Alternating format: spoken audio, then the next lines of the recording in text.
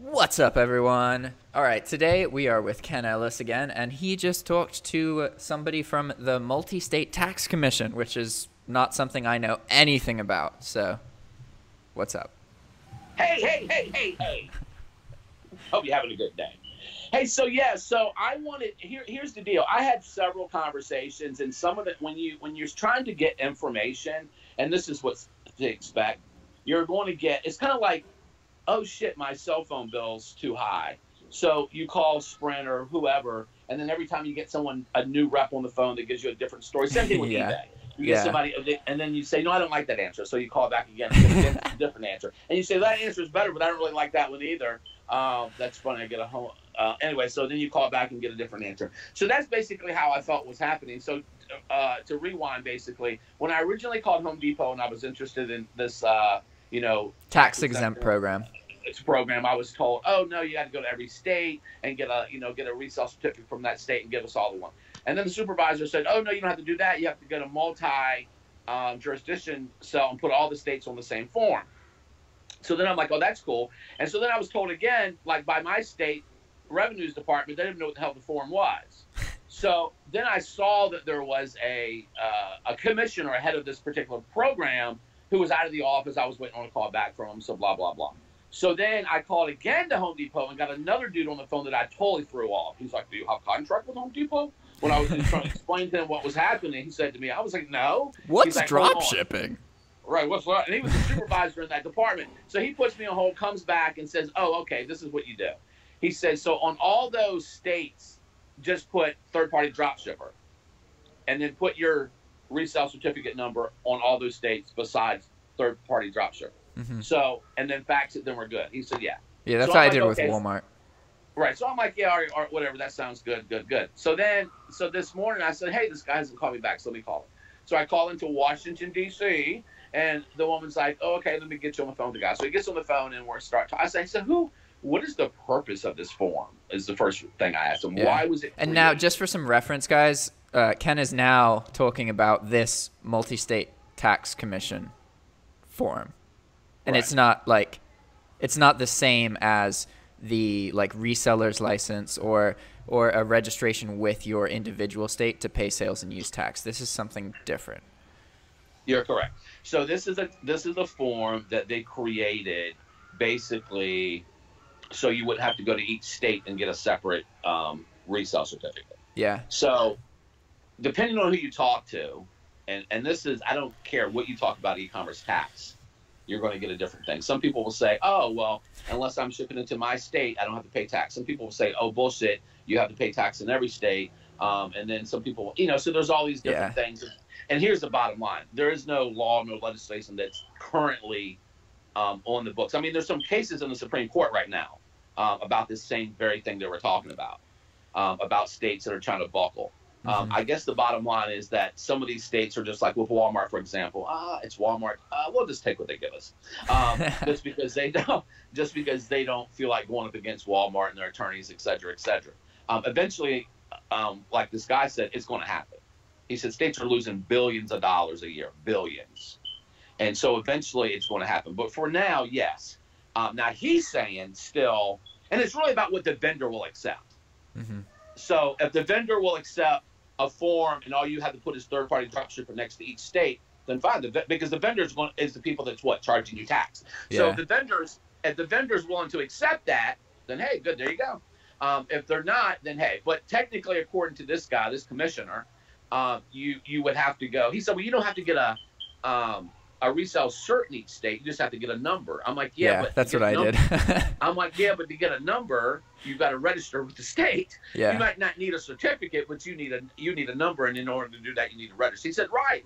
I'm like, yeah, okay. You're saying to go to each state, get a number, and register, but don't get a certificate. You don't have to get a certificate. So in other words, don't send me the physical copy, but I'm registered, so give me my fucking number.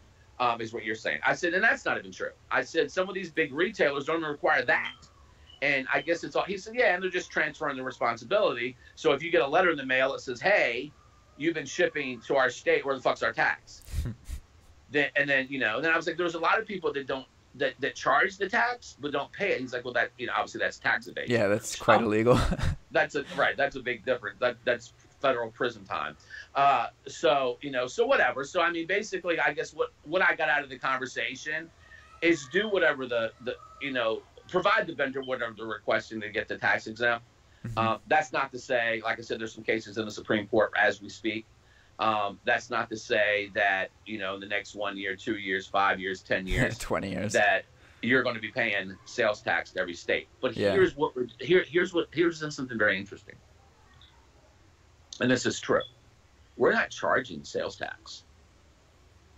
Jack, in your state, you don't charge sales tax. No, but I could, as long, I could. No. Let me finish, because this gets very interesting. No one in the world charges sales tax. They collect it on behalf of the government? They collect sales tax. They're not charging sales tax. They're collecting sales tax. I kept using that word charge. He said, no, you're not charging. You're collecting. Because we're not charging shit. Yeah. We're just collecting for a different state. So here's the deal. No one should ever get nervous. Oh God, if this ever goes through, we're going to be screwed. Why are you going to be screwed? Everybody else collects sales tax. So you're just collecting sales tax like everyone else is. Yeah. So you're not, so it's not, at that point, it's not competitive or not competitive as far as pricing. Because if you're technically collecting sales tax and not just putting it into the price of your product, it's a different deal. So the product's $29.99 plus 6% sales tax. Yeah. So you're collecting the sales tax. It has nothing to do with the price of the product. That's not but it does now, because most people are getting this tax exempt and not paying taxes. But when it comes down to, if the law is actually in place in the legislation goes through Congress, then it's about, we're just collecting. So our price can be as competitive we can get it to be as we can get it to be, but we're just collecting. So I keep saying charging again. We're just collecting sales tax. Just like if you walk into your regular store, they're going to collect sales tax. So I don't think competitively it's going to really bother with us. And like I said, we're talking 10, 15 years down the line, or sooner or less or whatever. But I don't think it would mess with anyone. At that point, eBay would probably do something automated. Exactly. It would just make more sense than relying on each individual seller. Yeah. Well, I don't think eBay. I don't think it would be. Maybe it wouldn't be on eBay. It would be on the payment processor that eBay's utilizing. So eBay's got this new payment processor in the works that, now you actually go to PayPal and make the payment. In the future, you're just going to do all the shit on eBay without going to a third party. As I understand the way it's going to be set up. But so you wouldn't even notice it. The customer would just kind of like the global shipping program. You charge your customer shipping, or you don't charge them shipping, but then eBay charges them the import charges, the shipping and all that other shit. Yeah. You get what you're charging, then eBay steps in and charges them all the other necessary fees. Because I think I sold I forgot what it was, and it was in Canada, and he got through a fit because he was like, "Damn, I paid $30, but I wound up paying $65 to get it." Yeah. But people don't know how it works. I didn't charge that. eBay charged that, right? Yeah. So, and they know that, and they're familiar with paying that, so it's not a big deal. They buy from the U.S. all the time. But yeah, so I mean, right now, the word on Home Depot is get the form, print the form out, definitely get your state, resell, but all the other states just put, and there's only 38 states on that form, because that makes sense.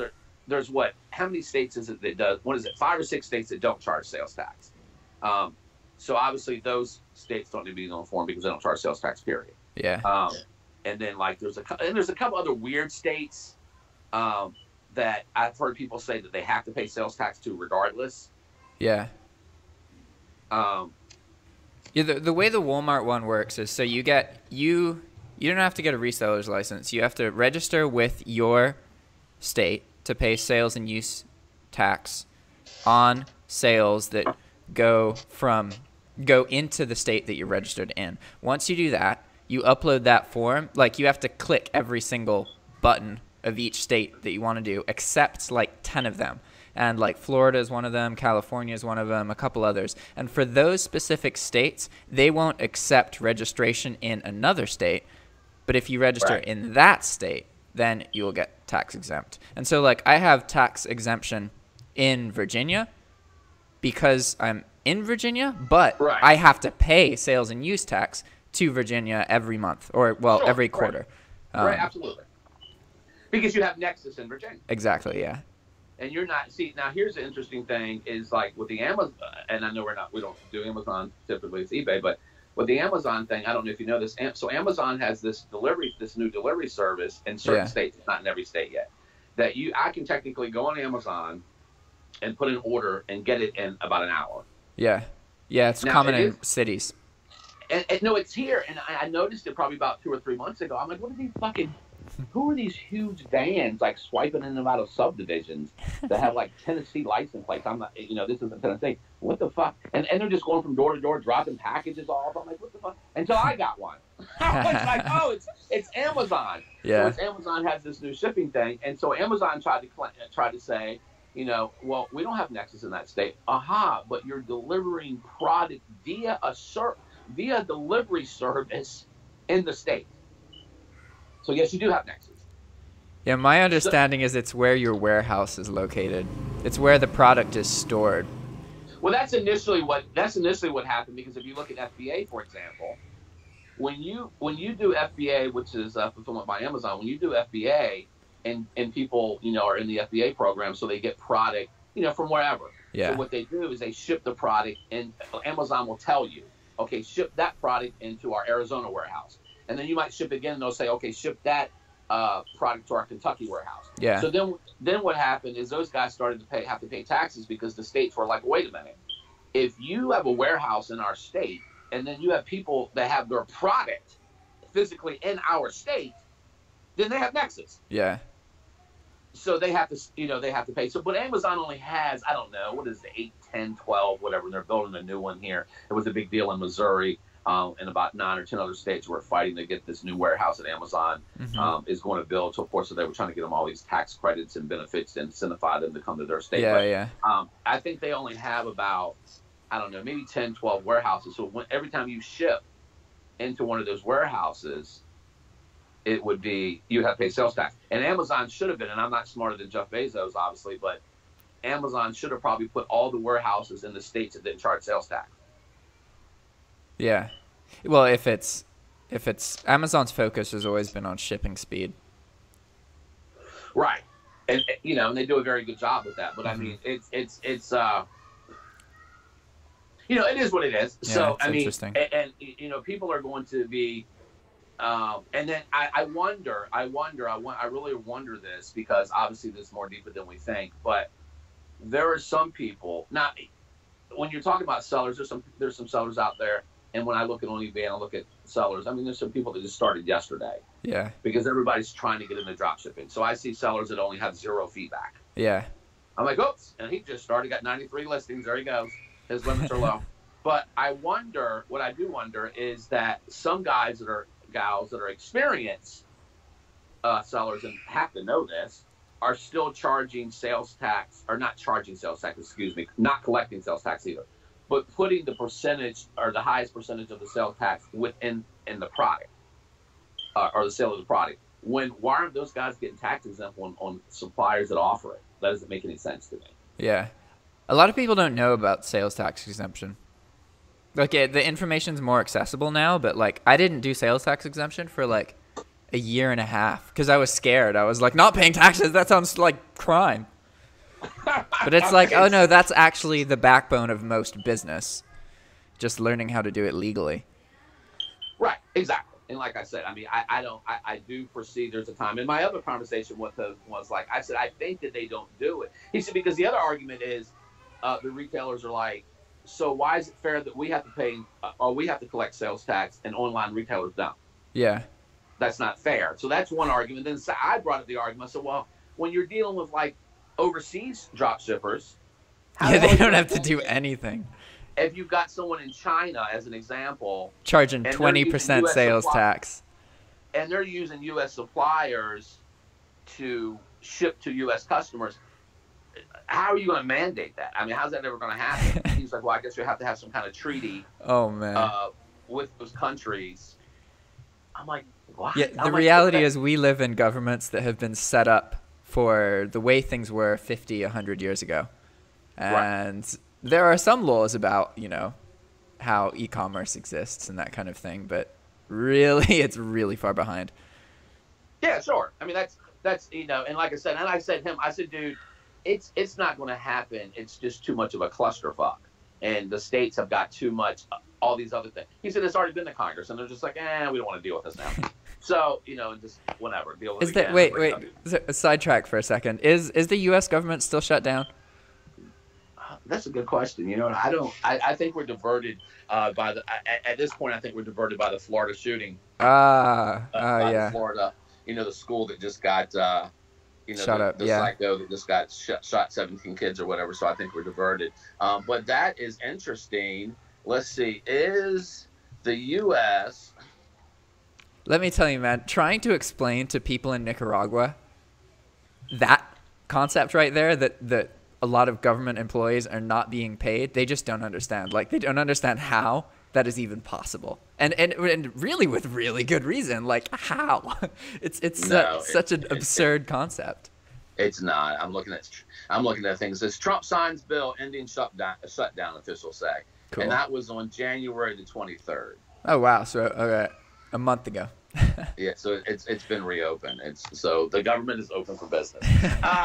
So, which is just I had the guy here yesterday. He was talking about government is just as far as electricity. I said, the government? What the hell's the government? It's like the people that mandate this. I was like, oh, that government. But yeah, so that's what it is. I mean, so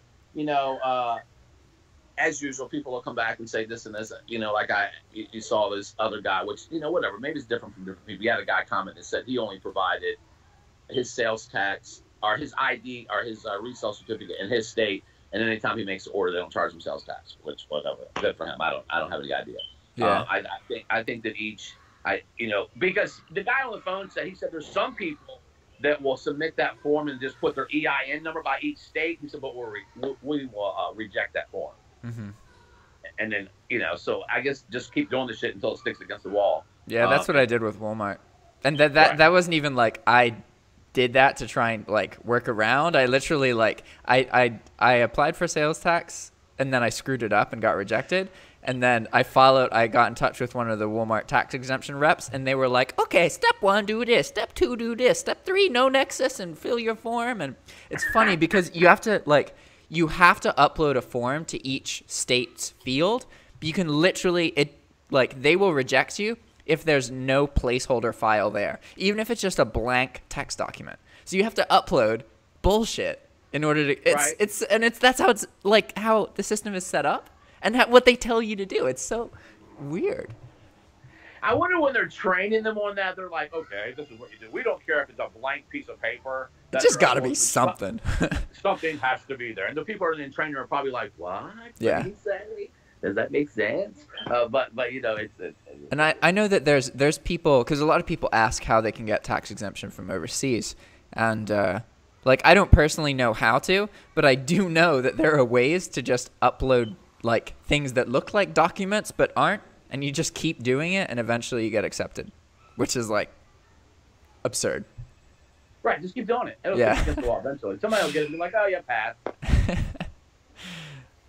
All right, guys, we just wanted to do this update on this video. Obviously, on Jack's channel, subscribe at the bottom here and like and love and all that other good stuff. And so we can get some subs up. And, hey, we'll talk to you. I'm sure something else will come up soon.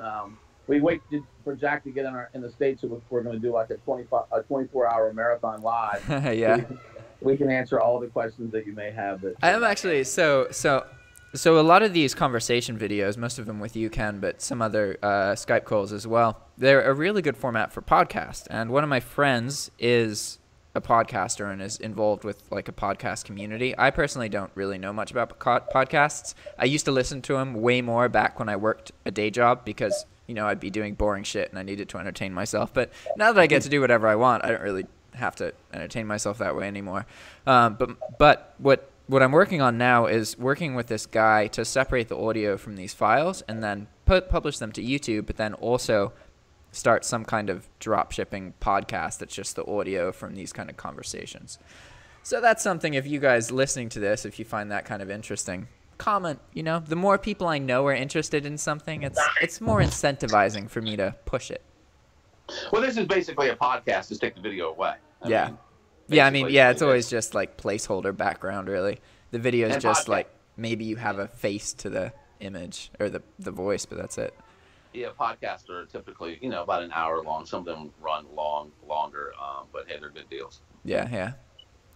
All right, Ken. Great to chat with you.